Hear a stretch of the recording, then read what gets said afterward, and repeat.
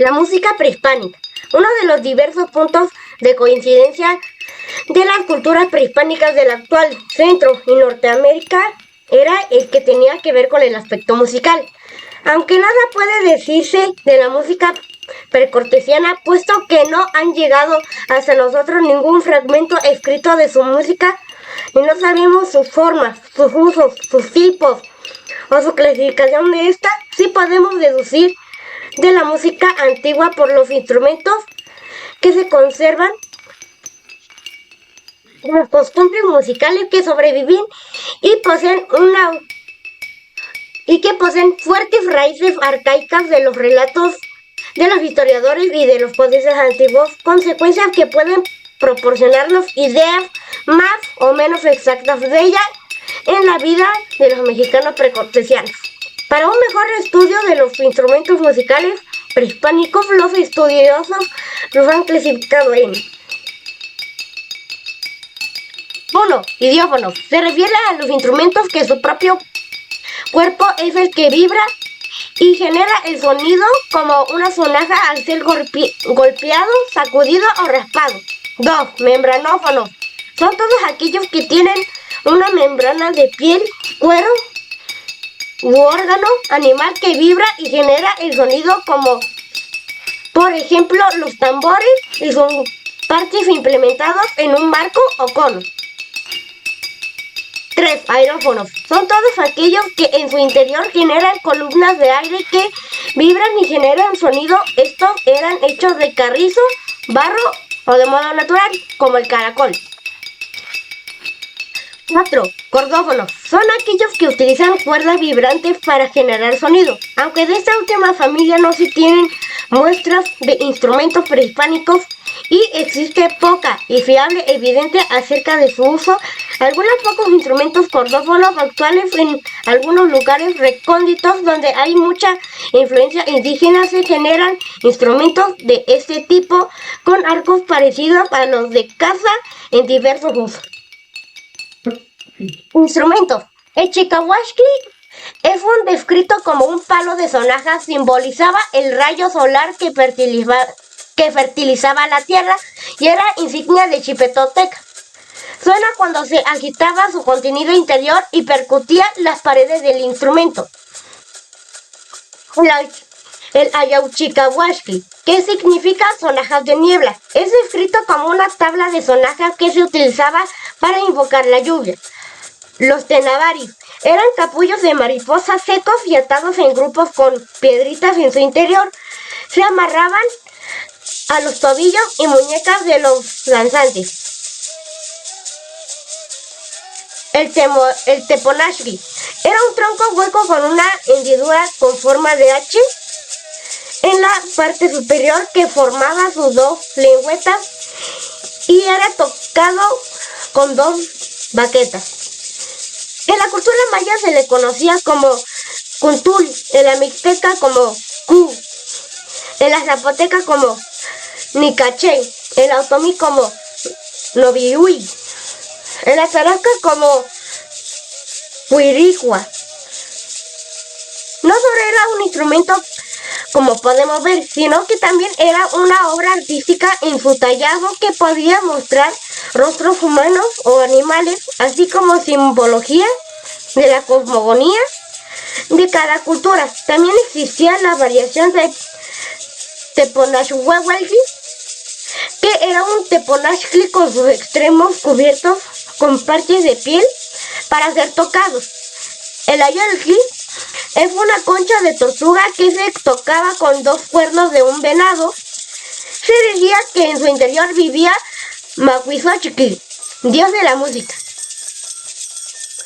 Oyoli u Oyowali eran cascabeles y campanillas que al ser sacudidos generaban sonido. Algunas tenían dentro una bolita que percutía el recipiente hueco. Se fabricaban de oro, cobre y barro. El ayacashli es una sonaja constituida por un recipiente esférico con orificios y con un mango dentro. Tenía semillas, bolitas de barro o de piedra. El omichicahuascli es un raspador hecho con un fémur humano que tenía estrías paralelas talladas perpendicularmente y el sonido era generado cuando se raspaba estas estrías con alguna concha. Podríamos decir que era una especie de güiro de hueso. Los tlachiqui eran variaciones de este último instrumento. En la familia de los membranófonos tenemos varios tambores. El más famoso, el huevilquil, que era un tambor de forma cilíndrica con el fondo abierto y un parche de piel en la parte superior, y era tocado con las manos. Los mayas lo llamaron zacatán y los mixtecos ñu.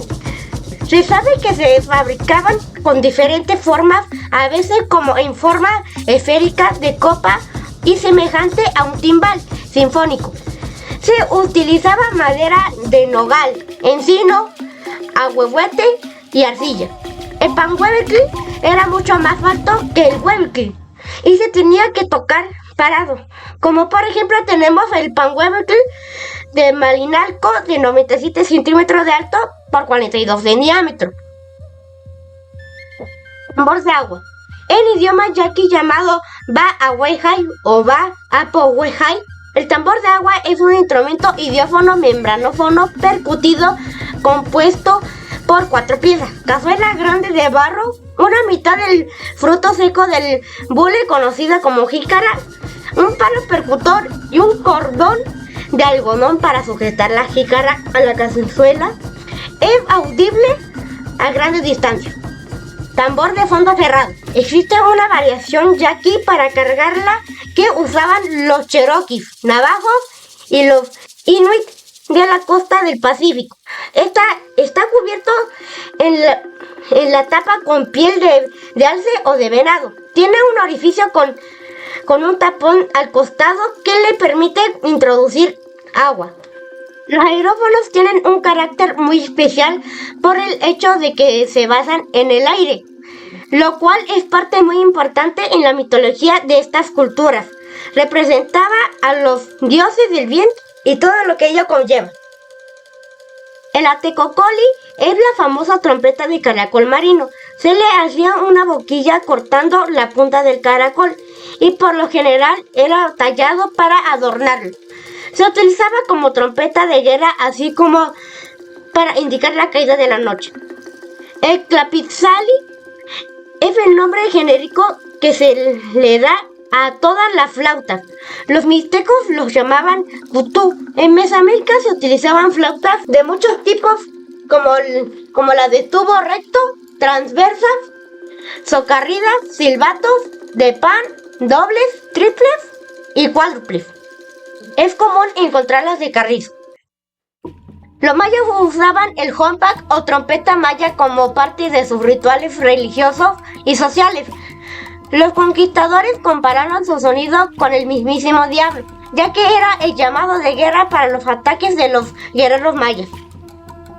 Es también llamado Incus Uptoch Chek, que significaba trompeta flor de árbol. En maya la candón puede ser hecho de quiote o flor de maguey cuando se seca, dándole mayor ligereza. Podemos ver en los frescos de Bonampak cómo los mayas tocaban estas largas trompetas casi de su mismo tamaño.